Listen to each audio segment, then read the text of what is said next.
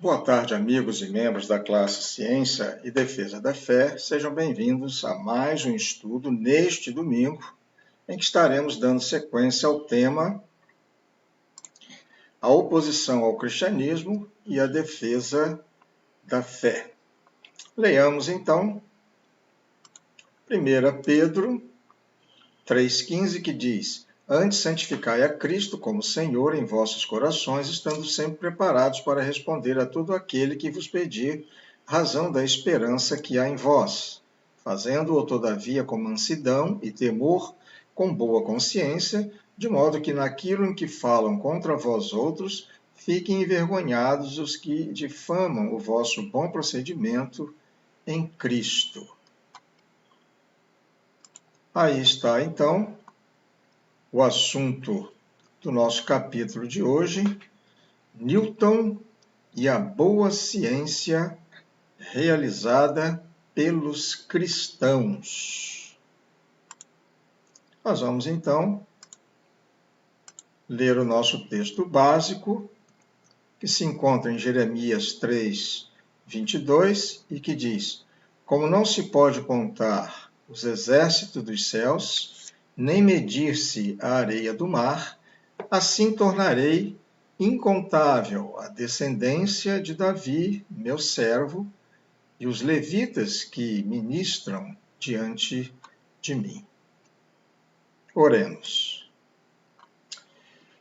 Nessa tarde de domingo, aqui estamos, ó Deus, para mais um estudo da Tua Palavra.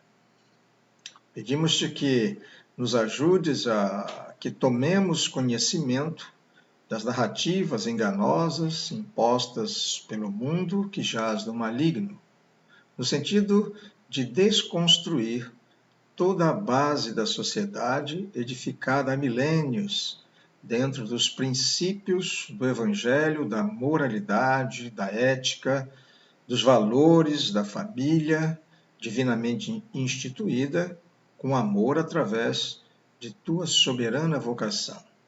Abençoe também, Senhor, esses estudos que aqui temos trazido, com o objetivo de resgatar a verdade histórica advinda da tua santa palavra, que deve nortear os caminhos que tu queres e que precisamos trilhar.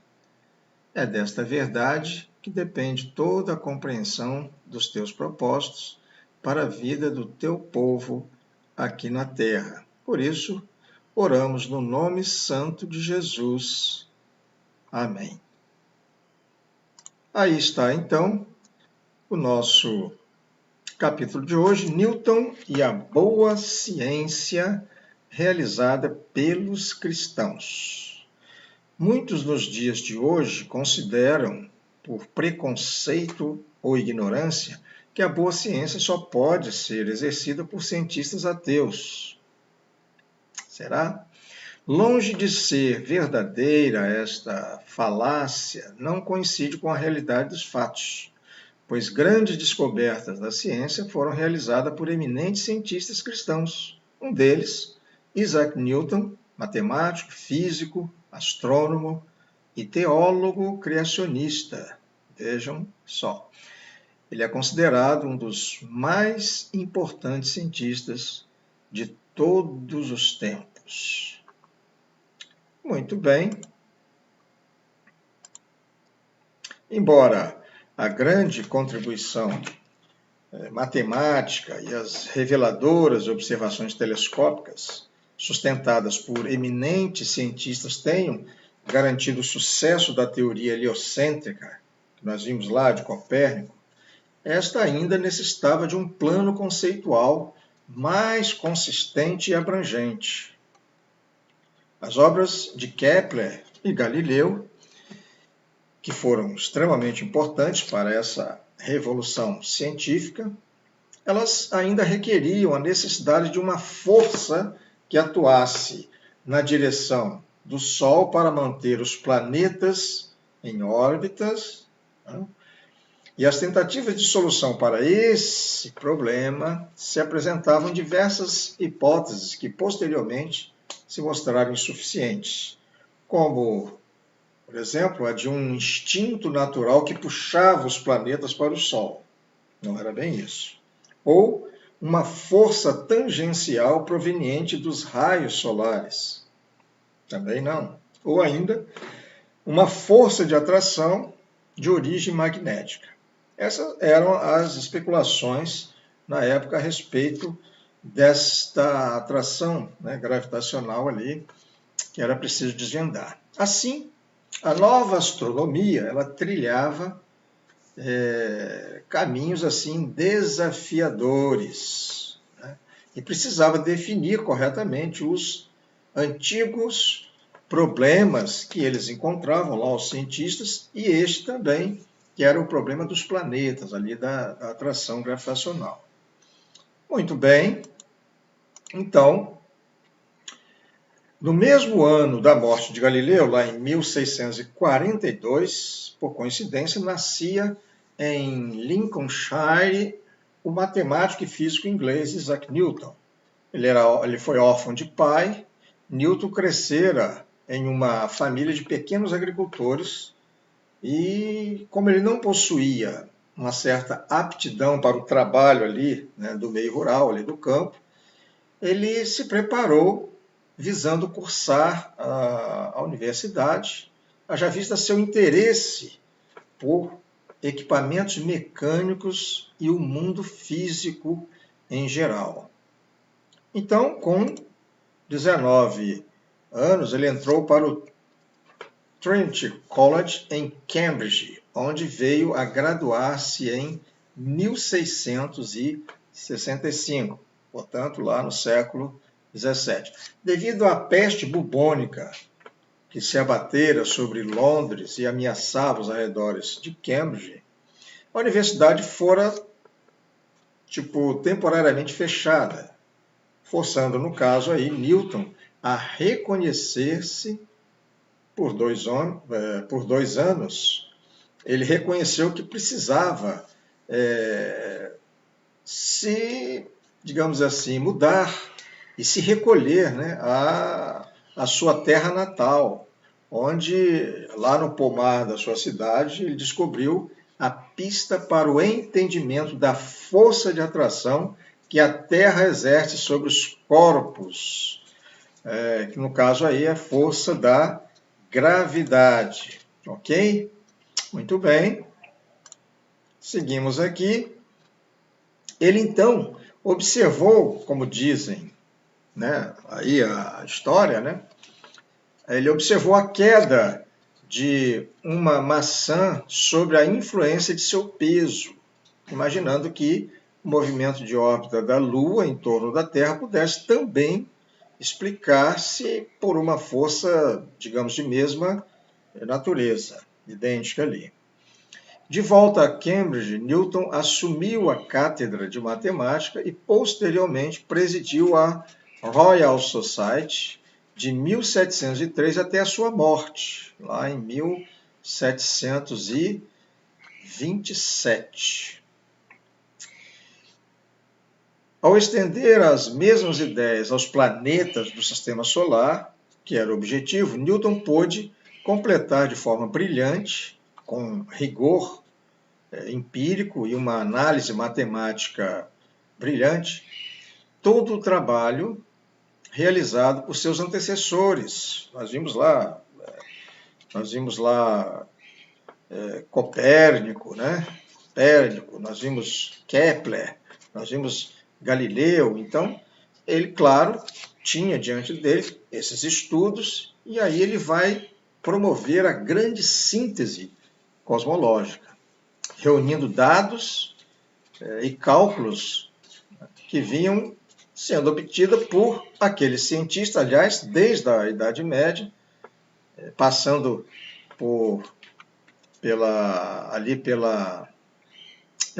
desde a Idade Média, passando também ali para o início da Idade Moderna. E ele, então, se baseou também na teoria de Copérnico, também nas leis do movimento planetário de Kepler e do movimento mais relacionado aqui na Terra de Galileu. Bom, agora nesse momento a gente vai ver aí um vídeo que fala um pouco da história de Newton, que é o nosso personagem principal aqui. Vejamos então.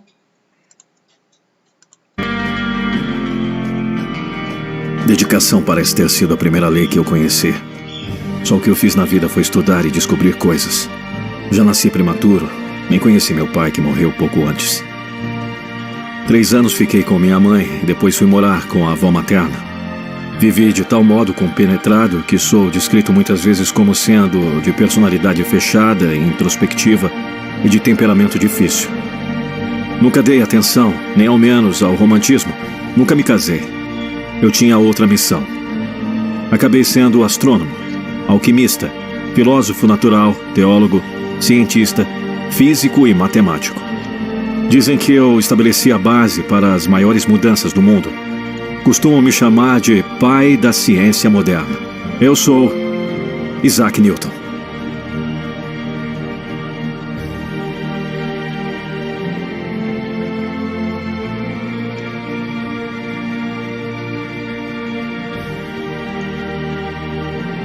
Quando terminei o curso elementar, disseram que eu já possuía um conhecimento superior de matemática. Estudei latim, grego, hebraico e profundamente a Bíblia. Em 1663, aos 20 anos de idade, formulei o teorema binômio de Newton. Na mesma época, comecei a levantar várias hipóteses sobre várias coisas. Tomou forma aí o embrião do cálculo diferencial e integral. Estudei e graduei-me no Trinity College de Cambridge. Em pouco mais de um ano, estudei uma infinidade de livros dos grandes vultos das ciências gerais. Mas eu não conseguia entender seus cálculos. Isso me fazia ler mais e mais. Tornei-me autodidata e passava o tempo mergulhado em livros. Em 1666, construí 4 de minhas principais descobertas: o teorema binomial, o cálculo, a lei da gravitação universal e a natureza das cores. Construí o primeiro telescópio de reflexão e conheci uma emoção ímpar. Fui o primeiro humano a observar o fenômeno da dispersão.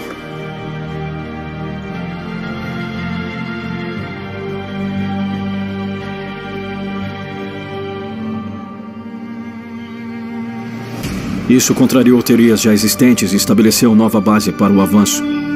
Em 1669, tornei-me professor de matemática em Cambridge. E em 1672, fui eleito membro da Royal Society. Em 1687, publiquei minha principal obra, A Princípios Matemáticos da Filosofia Natural. Essa obra é considerada uma das mais influentes na história da ciência. Ela descreve a lei da gravitação universal e as 3 leis de Newton que fundamentaram a mecânica clássica. De 1687 a 1690, fui membro do Parlamento Britânico em representação da Universidade de Cambridge. Em 1696, fui nomeado Warden of the Mind e em 1701, Master of the Mind. Fui eleito sócio estrangeiro da Academy of Sciences em 1699 e presidente da Royal Society em 1703. Em 1707, publiquei Arithmetica Universalis em Cambridge, uma espécie de livro-texto sobre identidades matemáticas, análise e geometria.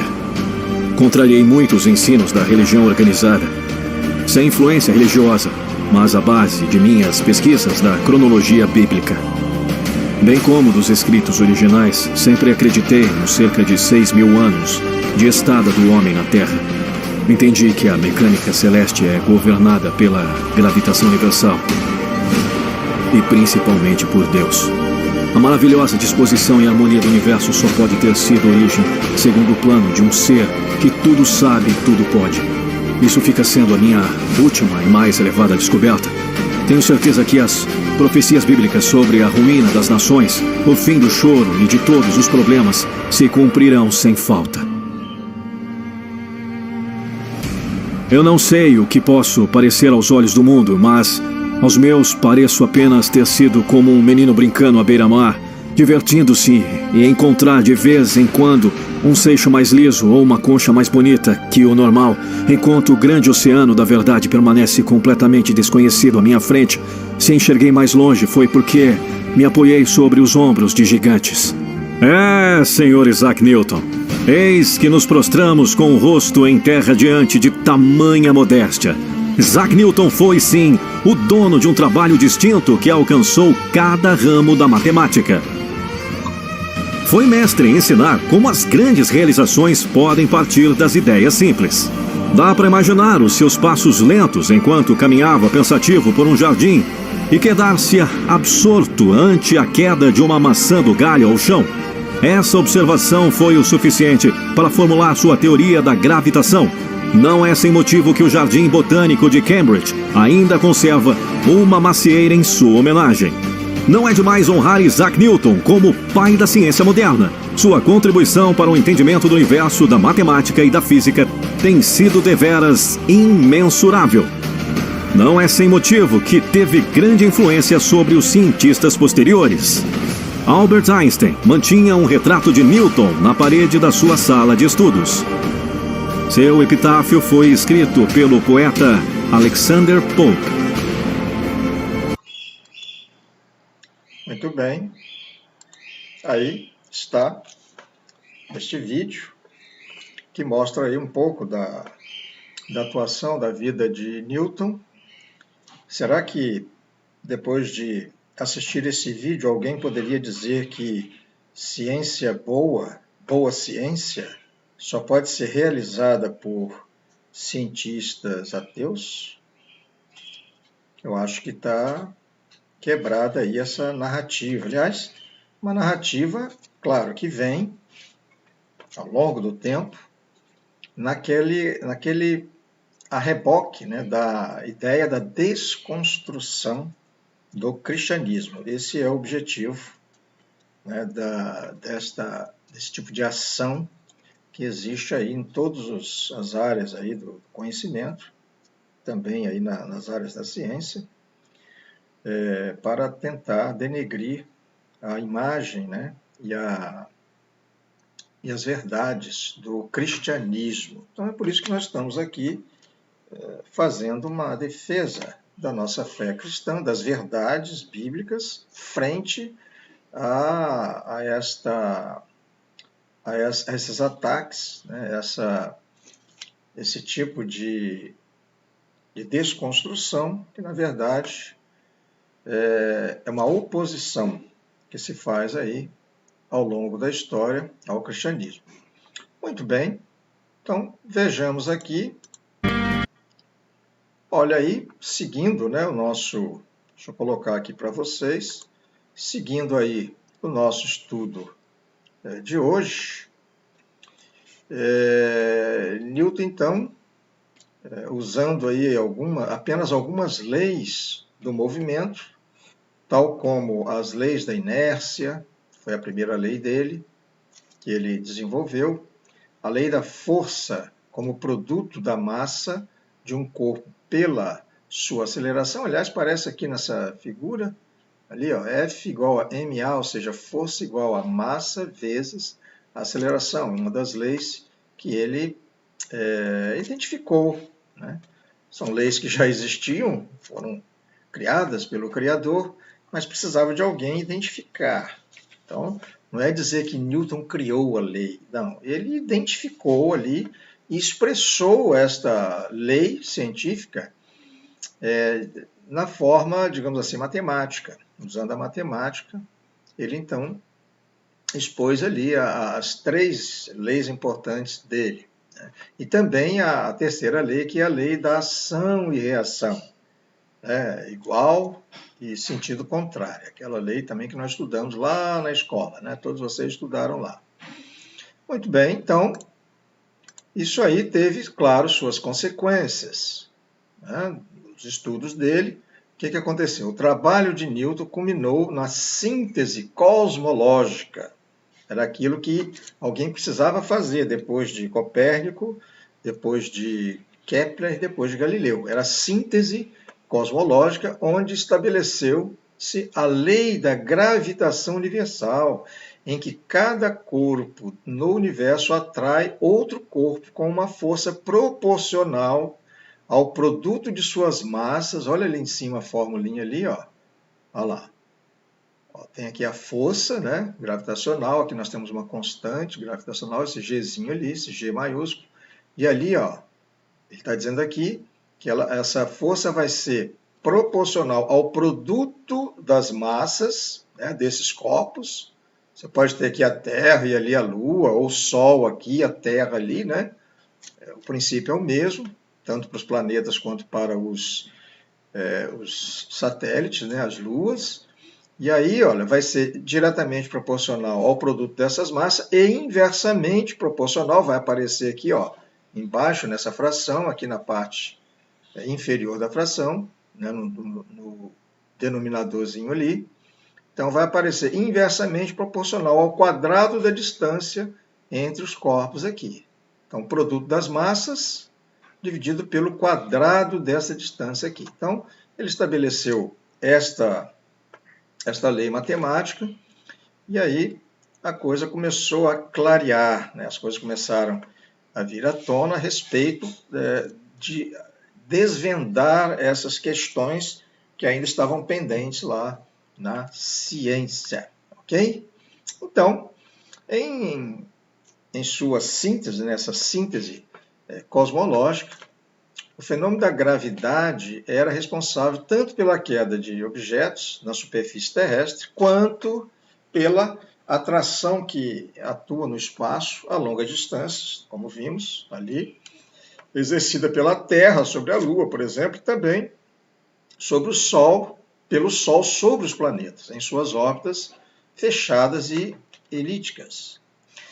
A lei da gravidade também explicava as órbitas dos cometas, né, que de vez em quando a gente vê por aí, né, passando, a trajetória dos projéteis e os movimentos das marés, né, as marés terrestres, né, a atração da Lua, né, da Terra, ok? Muito bem, seguindo aí, ó, temos aqui uma figura, e aqui está mostrando aqui, epa, filha, vê ela aí, por favor. Teve aqui um probleminha aqui com a Lili. Vocês não vão relevar, isso acontece, né? Nós estamos em casa, estamos todos aí ainda remotamente, e aí de vez em quando acontecem umas coisinhas assim. Então aí está, ó, Isaac Newton, né, um dos maiores cientistas, está escrito aqui, ó, de todos os tempos, era também profundo estudioso da Bíblia Sagrada, e para ele os movimentos dos planetas não podiam ter se originado em uma causa natural isolada, mas foram impostos por um agente inteligente. Newton conseguiu compatibilizar a fé religiosa com o conhecimento científico. Então, não dá para dizer que ciência boa só pode ser realizada por cientista ateu. Tá certo? Isso é um engano, é uma mentira. Quem está querendo enganar aí é vocês. Ao contrário do que muitos imaginam, Newton ele foi teólogo. Ele foi teólogo e zeloso apologista cristão. Ele também defendia a fé cristã.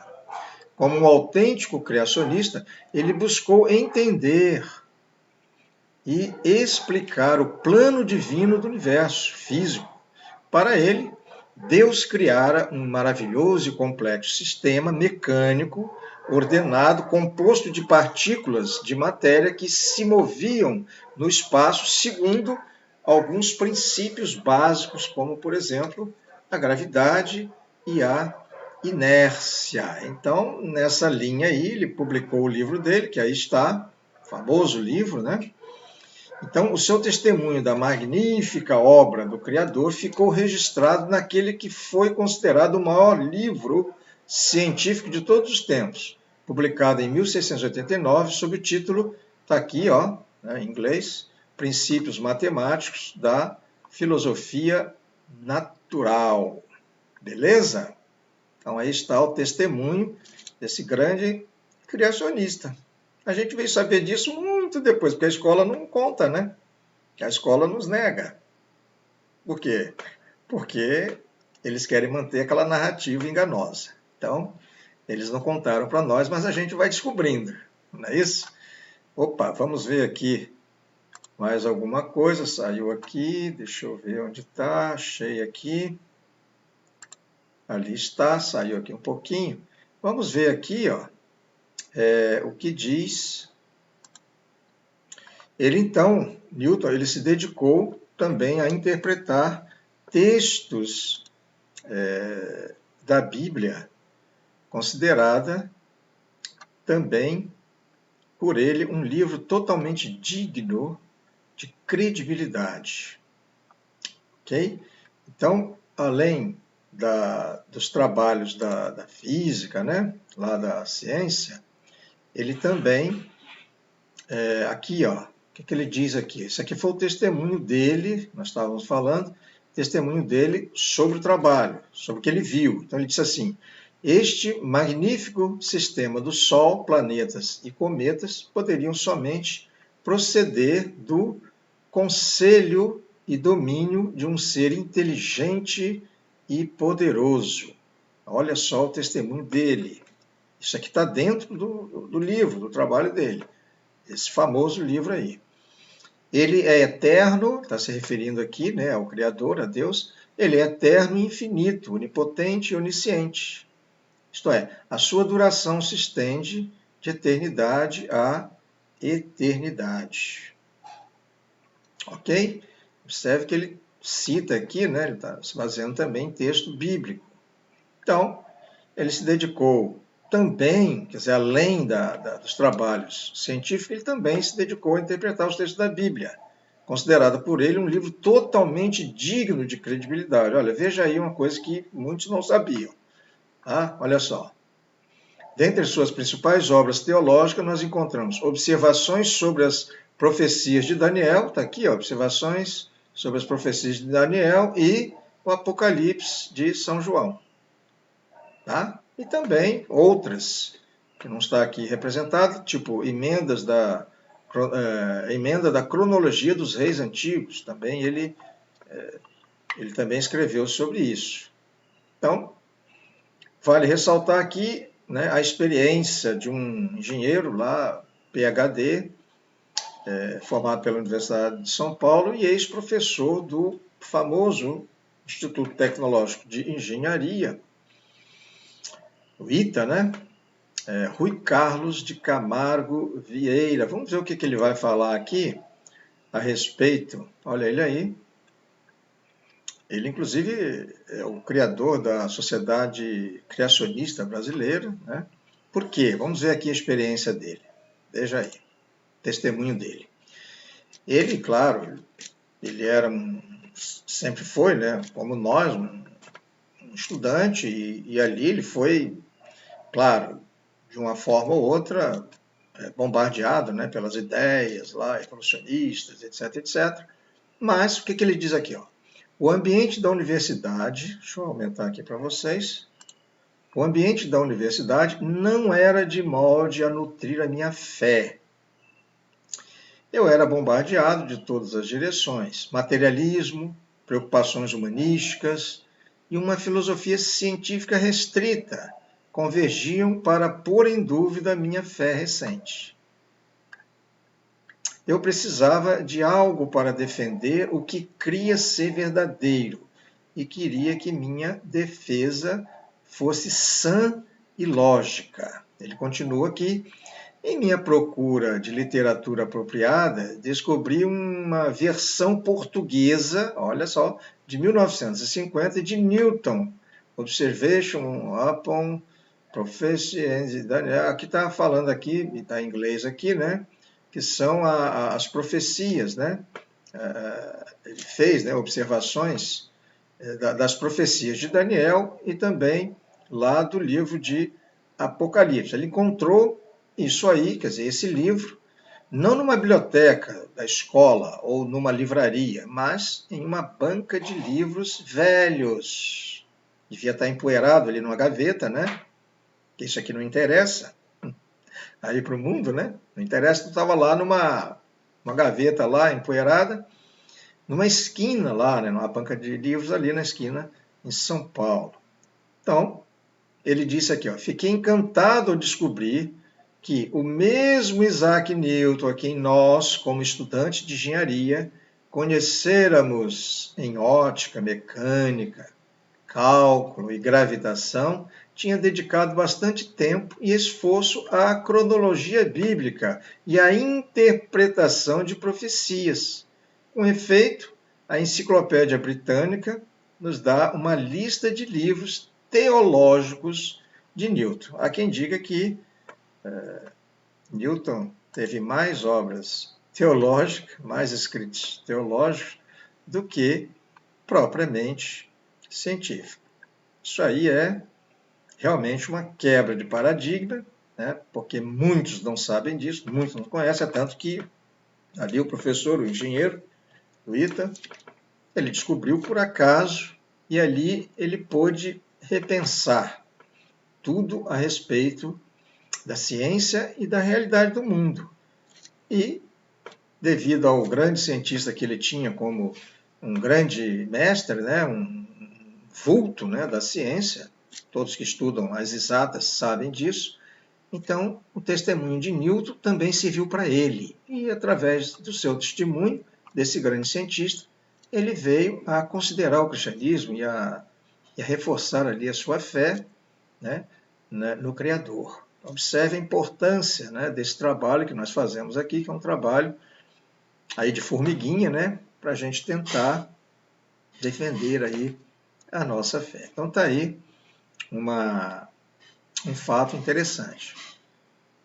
Como podemos verificar, deixa eu ver aqui a próxima figura, como podemos verificar, Newton pôde vislumbrar as evidências da criação de Deus em tudo que ele realizou ali como um dos mais importantes cientistas da história, provando que a ciência e a Bíblia não são opostas, como pretendem nos fazer crer, né, aí a mídia e aí os cientistas ateus.